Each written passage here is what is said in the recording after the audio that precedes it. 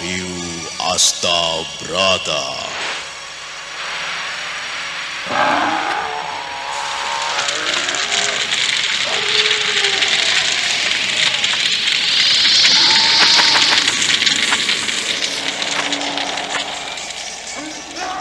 Tan hening-wening upaya muti nuring pangastuti. Tetek anggayo mukti sentosa rahayu. Ajur mumu nirdaya tan asepe sampurna. Dewi Kesuma,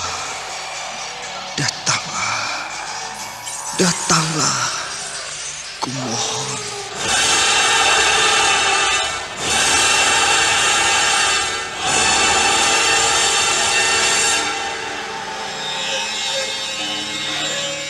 Aji Sukmo, aku telah bersamamu. Kaulah suamiku. Mari menyongsong matahari.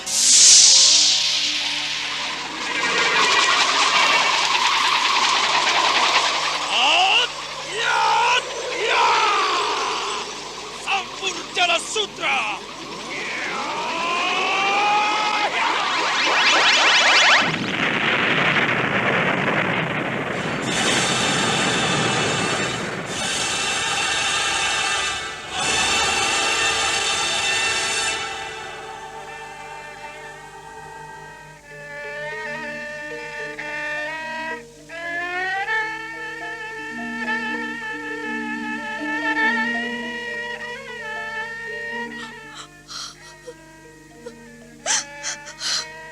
Kakang Sukmo, tolonglah aku. Lepaskan aku dari penderitaan ini. Rara Sunti, aku datang. Aku akan menolongmu.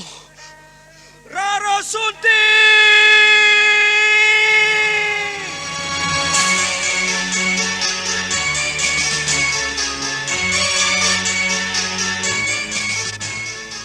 Wahyu Astabrata.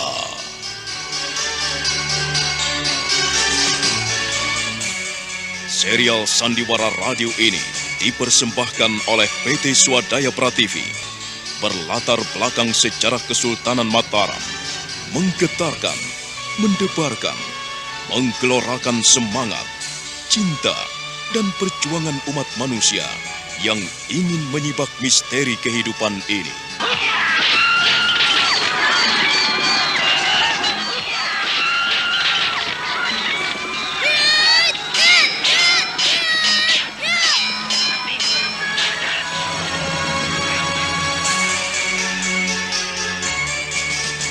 Didukung oleh Ferry Fadli, Eli Ermawati, Ivone Rose, Yuli Mulyana, Idris Apandi, M. Abud, dan artis-artis top lainnya.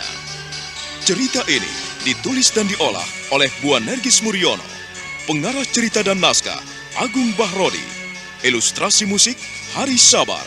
Teknik dan montase Jamie Mumu. Dengan sutradara Ferry Fadli. Sandiwara Radio ini masih Anda dengarkan di channel YouTube Satria Collection. Jangan lupa tekan tombol like dan subscribe. Wahyu Astabrata.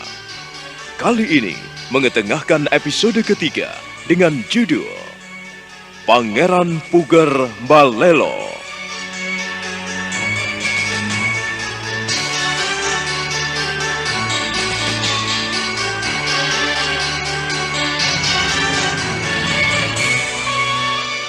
Dalam seri ke-65 ini didukung oleh para pemain Francisca sebagai Larasati, Rusli sebagai Pangeran Puger, Abe Burhan sebagai Patih Tondonegoro, Herman sebagai Ki Wulung, Eli Burhan sebagai Nyai Wulung, Ferry Fadli sebagai Ki Wari, dan Asdi Suhastra, pembawa cerita.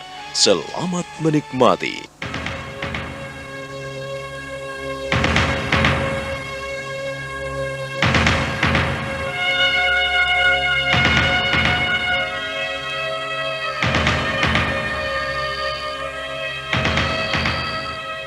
Pangeran Puger mendelik, mulutnya mendesis geram, giginya gemeretak. Tangan kirinya makin kuat mencengkram selimut, lalu menariknya kuat-kuat. Dia memandangi istrinya seperti melihat musuh. Lalu dia menyeret selimut dan melompat dari tempat pembaringan. Larasati dingin menggigil. Dia tidak berani membalas tatapan mata suaminya yang garang bagaikan serigala lapar.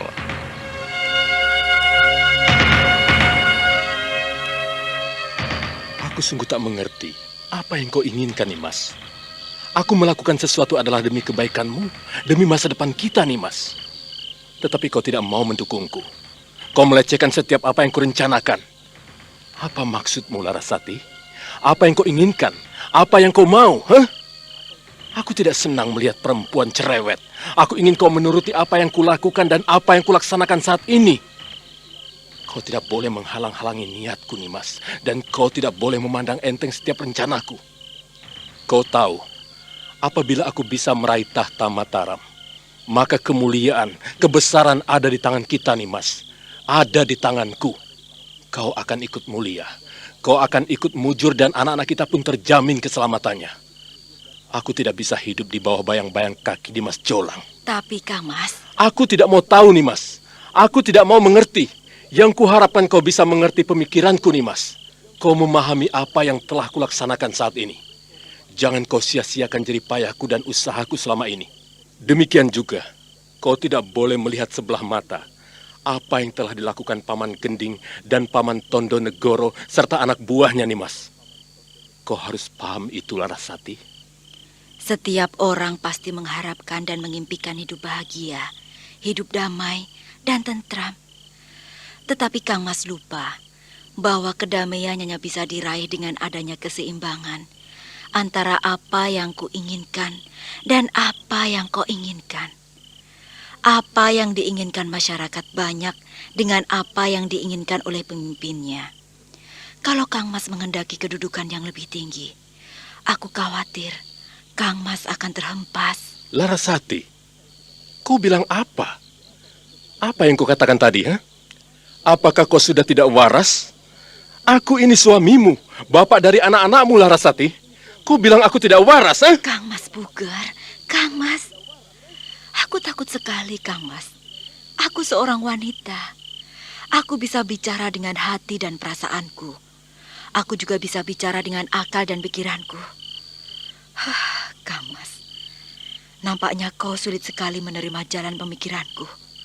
Dan kau tidak mau menerima saran dan pendapatku. Baiklah, Kang Mas. Aku tidak akan berpendapat apa-apa. Aku tidak akan mengusulkan sesuatu kepadamu. Daripada menimbulkan salah paham dan kericuhan di antara kita. Aku tidak ingin kebahagiaan yang telah kita jalin selama ini menjadi rusak hanya karena kesalahpahaman. Maafkan aku, Kang Mas. Sudah berkali-kali kukatakan kepadamu bahwa ku minta kau diam. Lihat saja apa yang kulakukan, Nimas. Apakah baik atau buruk hasilnya, Puger akan selalu mendapatkan yang terbaik. Aku bukanlah seperti boneka, Nimas. Tidak seperti Jolang yang dipermainkan Eyang Mondoroko dan Pak Le Mangkubumi. Pak Le Mangkubumi dan Eyang Mondoroko selalu mempengaruhi adikku, hingga ia pun menduduki tahta Mataram. Tahta yang seharusnya ku pegang. Permainan macam apa itu, Nimas? Mereka bermain kotor dan Puger pun harus bisa bermain jauh lebih kotor lagi. Kau tahu itu, Larasati. Kau tahu itu, ha? Aku tidak tahu apa-apa, Kang Mas. Aku hanya seorang perempuan yang bisa masak, maca, dan mana. Kau mulai mengolok-olokku begitu, ha? Karena kau tidak setuju dengan apa yang kulakukan. Begitu, Larasati. Tidak, Kang Mas. Aku memang tidak tahu apa-apa.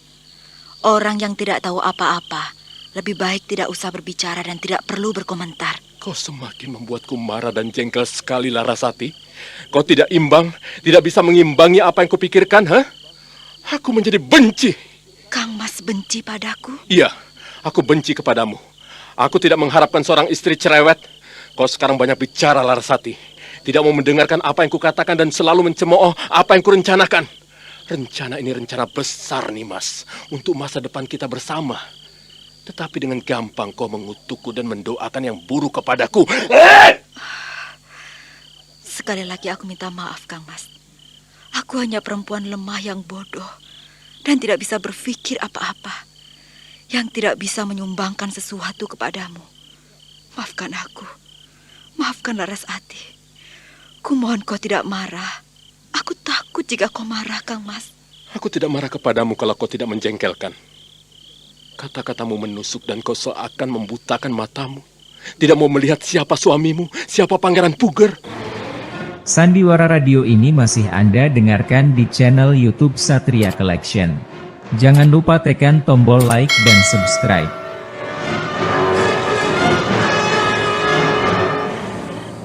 Larasati kemudian bersedekap dan berbaring dengan tenang. Dia berusaha memejamkan matanya, tak mau menanggapi suaminya yang marah padanya. Pangeran Puger akhirnya bangkit dan meninggalkannya seorang diri. Dia keluar dari ruang pribadinya menuju ke halaman belakang Istana Kadipaten Demak Bintara.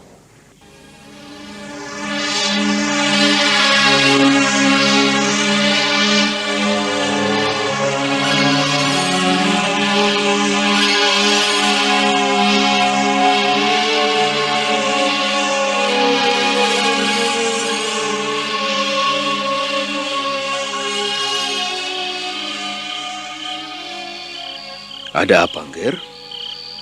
Anakku, ada apa? Tidak apa-apa, Paman Tondonegoro. Aku hanya tidak bisa tidur. Di dalam rasanya panas sekali. Keadaan yang panas memang tidak baik apabila kita paksakan tetap ada di dalam ruangan. Kalau kita merasa panas, lebih baik kita mencari angin di luar. Mencari udara yang segar supaya kita bisa berpikir dan memandang sesuatu dengan jernih. Ya, akhir-akhir ini, semua yang ada di dekatku memancingku untuk marah. Marah dan marah. Kanjeng Pangeran tidak boleh seperti itu. Kanjeng Pangeran adalah seorang adipati. Harus memiliki kesabaran, harus memiliki sikap asah, asih, dan asuh. Persoalan demi persoalan yang berjalan bisa kita selesaikan, bukan? Ada masalah apa lagi? Paman dulu juga sudah pernah mengatakan kepadamu bahwa melakukan dan merencanakan rencana besar itu tidak mudah. Sekarang rencana itu sudah berjalan sedikit demi sedikit. Apalagi yang disangsikan. Apakah Kanjeng Pangeran meragukan apa yang kami lakukan? Terus terang, Paman yang sudah tua ini hanya bisa merestuimu. Ya, otot-ototku memang cukup kuat. Dan aku masih bisa berperang. Bisa bertarung melawan orang-orang yang memusuhiku. Aku juga bisa memimpin para tentara yang jumlahnya 500 orang lebih. Ada apa lagi? Ada apa lagi? Larasati, Paman. Ada apa lagi dengan istrimu? Kalau ada kesalahpahaman, jangan kau biarkan berlarut-larut. Kanjeng Pangeran tidak boleh membiarkan persoalan hingga membuat kekacauan dalam hati dan pikiran, sehingga Kanjeng Pangeran tidak bisa memerintah dengan baik. Ingat itu, Kanjeng Pangeran. Paman Tondonegoro, bagaimana menurutmu? Apakah rencanaku ini akan berhasil? Iya, keberhasilan itu akan diraih apabila kita sudah melakukannya. Kita baru mempersiapkannya, dan kita baru akan mencobanya. Setelah kita coba, barulah akan kita ketahui apakah kita akan berhasil atau tidak. Aku tidak butuh pendapat seperti itu, Paman. Tetapi aku mohon kepastian bagaimana rencanaku dan apa yang kulakukan. Apakah bisa berhasil atau tidak, Paman? Bukan bicara yang panjang lebar tetapi tidak kuinginkan. Apa yang telah menjadi rencana kita tidak mungkin kalau kita tunda lagi. Kita tidak mungkin untuk menggagalkan atau menangguhkannya sama sekali. Paman yakin bahwa Kanjeng Pangeran telah memilih niat yang besar sekali Niat dan tekad yang besar tidak dapat dihalangi oleh siapapun dan apapun juga. Semua telah berjalan. Kita harus tetap berjalan. Dan aku akan berhasil, Paman Tondonegoro. Iya, mudah-mudahan kita berhasil. Aku tidak butuh mudah-mudahan dan kemungkinan-kemungkinan, Paman. Yang kubutuhkan adalah kepastian.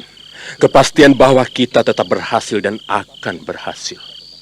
Kau paham itu, Paman Tondonegoro? Ya, Kanjeng Pangeran. Kanjeng Pangeran pasti berhasil. Benarkah, Paman? Aku ingin mendengarkan kata-katamu yang mantap, yang jelas. Coba, ulangi sekali lagi, Paman. Apakah usahaku ini akan berhasil? Iya, Kanjeng Pangeran. Kanjeng Pangeran pasti berhasil.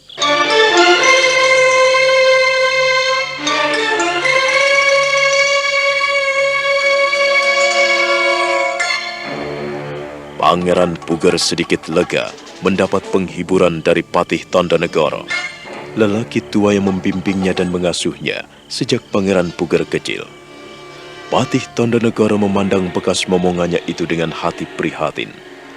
Bagaimanapun juga, dia tidak bisa mengelabui hati nuraninya yang tercabik-cabik karena menghadapi kenyataan yang tidak sesuai dengan angan-angan anak asuhnya.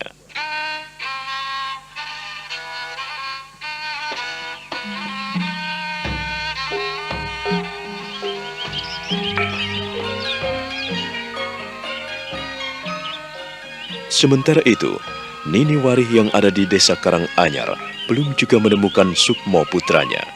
Dia sedih sekali karena apa yang diharapkannya dari Istana Mataram tidak juga terobati.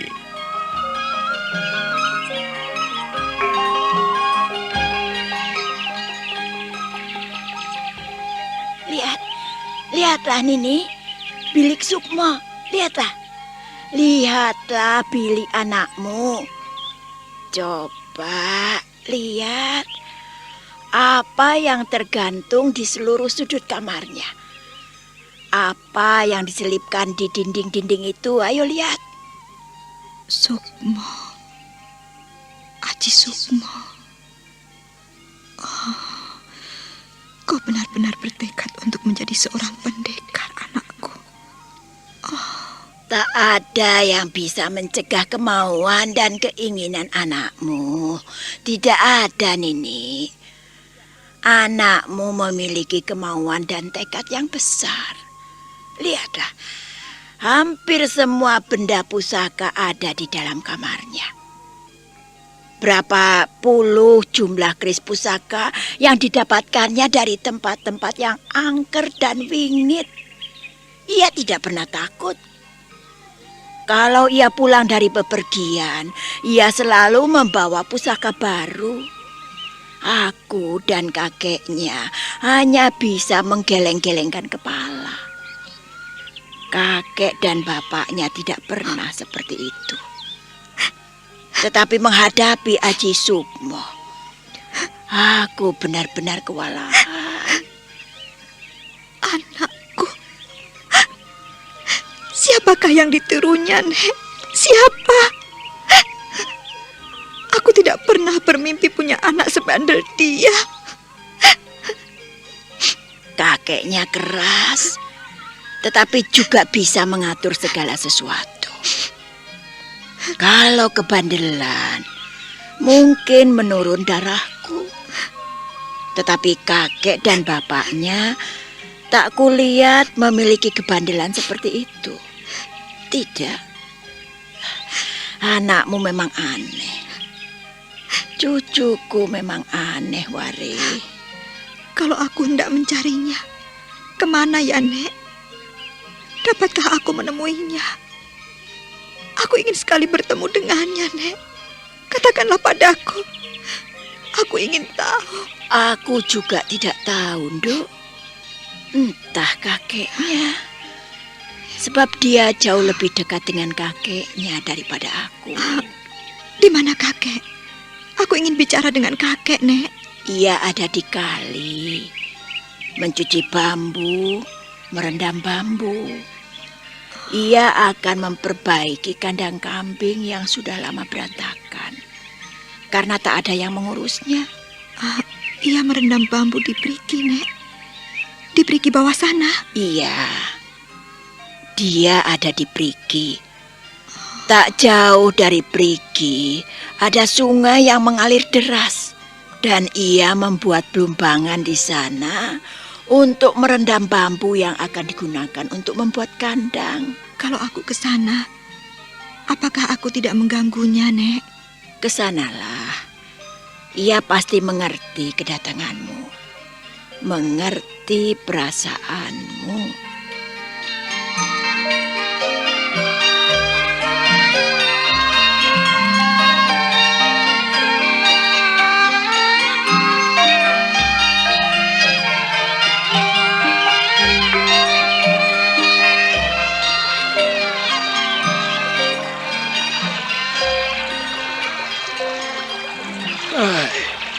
Ada apa? Ada apa kau kemari, Ndo, anakku? Kau akan tanya anakmu? Hah? Oh, alah, Ndo. Berat kalau bicara masalah cucuku. Anakmu selalu pergi dan tidak tentu perginya kemana. Ia hanya pamit, ia akan pergi dan pergi. Datang sebentar, pergi lagi. Datang sebentar, pergi lagi, Dok. Lalu, aku harus menemui di mana ya, Kek ya? Aku kangen sekali kepadanya. Kalau ia tidak pulang, percuma aku kembali ke sini. Padahal aku kangen sekali padanya, Kek. Kau tidak perlu sedih, Dok. Anakmu sudah gede. Sudah besar, sudah pintar. Dia bisa menjaga diri dengan baik. Kalau dikeroyok 10 orang pun, ia bisa mengatasi. Aku sudah bisa mendidiknya. Aku tak mampu mengajarinya. Ilmunya jauh lebih tinggi dari ilmuku. Bahkan segala yang pernah kau ajarkan padanya, ia kembangkan dengan baik. Sepak terjangnya sudah sulit dipegang. Biarlah ia mencari dirinya sendiri. Kau tidak perlu sedih, Dok. Bagaimana aku tidak boleh sedih, Kek? Aku sangat kangen padanya. Aku ingin berbincang dan bicara padanya. Sukmo. Apakah nanti sore ia juga tidak pulang, Kek? Dok, sudahlah. Tidak perlu kau sedih. Biarlah ia pergi. Dan aku yakin ia akan kembali setelah mendapatkan apa yang dicari. Sandiwara Radio ini masih Anda dengarkan di channel YouTube Satria Collection. Jangan lupa tekan tombol like dan subscribe.